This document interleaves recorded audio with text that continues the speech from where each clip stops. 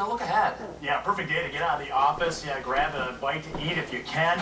These are the days, I think, in the middle of the winter when we're shoveling snow that we dream about.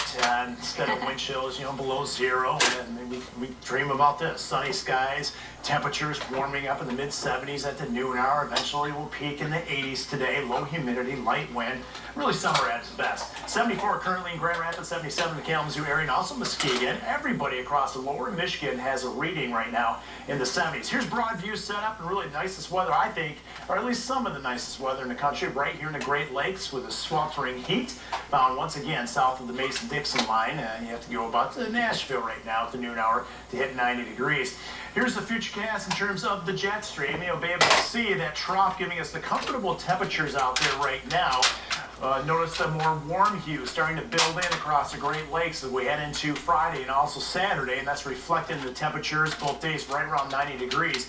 Although I call this kind of a tolerable heat because I don't think the humidity is going to go up quite a bit, but nonetheless, we're talking about highs right around 90 degrees, and then we're going to see a cool down enter the picture for later Sunday and the Monday time frame, with temperatures actually sliding below average for Monday, with highs likely in the 70s. Speaking of that comfortable weather, look at the current relative humidity. It's generally in the 30s out there. It's going to remain that way right through the rest of the day. And you combine that with a full sunshine, comfortable temperatures, and this, a very light wind that will remain less than 10 miles an hour. East Grand Rapids right now, placid on Reed's Lake. What a day out there.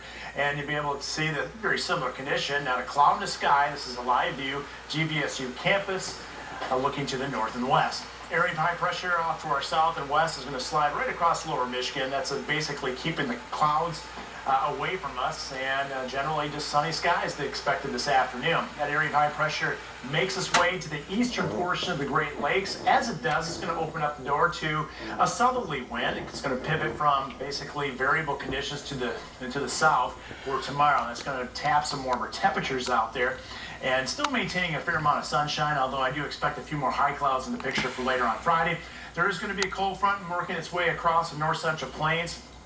And you'll be able to see it's going to produce a few showers and also some thunderstorms out there.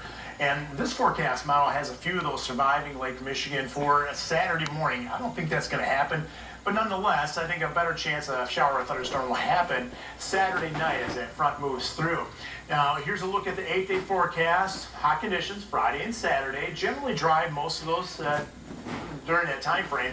Better chance of a shower or thunderstorm for Saturday night. Notice the 40% chance, so that's still less than 50% chance. We certainly could use the rain. And then rain moves up quickly on Sunday. Cooler temperatures take hold for Sunday and Monday, relatively speaking. Monday being the coolest in the 70s. And a chance of showers and some thunderstorms later in the 8-day forecast next week. Now, I want to show you this, 8 to 14-day temperature outlook. Climatologically, this is one of the warmest times of the year. And also, look at that, right around July 4th, and it looks like heat will remain, especially across the central and southern portion of the United States. Here in the Great Lakes, it looks like that orange comes right up in the central and southern lower Michigan, so it looks like temperatures either at or very close to average for the 4th of July. So we'll see if that pans out. That's too far ahead, too far out in the future to really tell you if it's going to rain or not. But, the summer is already zooming by. It is. I can't believe we're almost at the end of June. Well, we are at the end of June. I know. We don't need to talk about it too much. No, we do not. We're talking about the We 4th don't of want July. to zoom by with days like this. No. Yeah, I know. Thank you, Matt.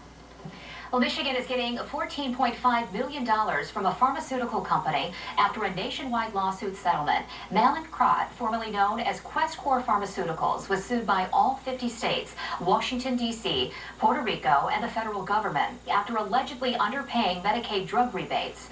The total value of the settlement is more than $233 million. The company will pay it over a period of 7 years.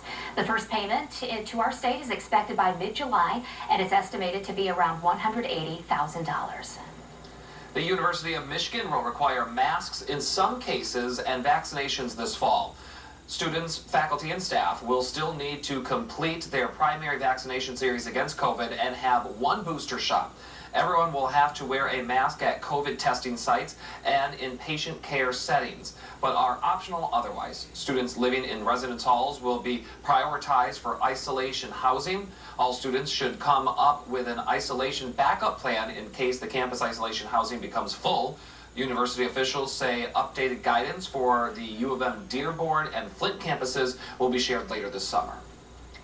The Biden administration is working to expand testing for monkeypox. The virus has already infected at least 142 people in the U.S. The administration is now sending monkeypox tests to commercial labs. Testing was previously largely confined to public health labs, which combined have a capacity of about 8,000 tests per week. The disease first causes flu-like symptoms before progressing to a rash on the face and body, and it's commonly found in parts of Central and West Africa.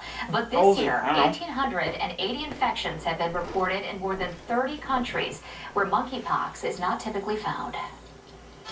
It's going to be a big year for weddings, but some of the trends regarding the jewelry couples pick to show their commitment is changing.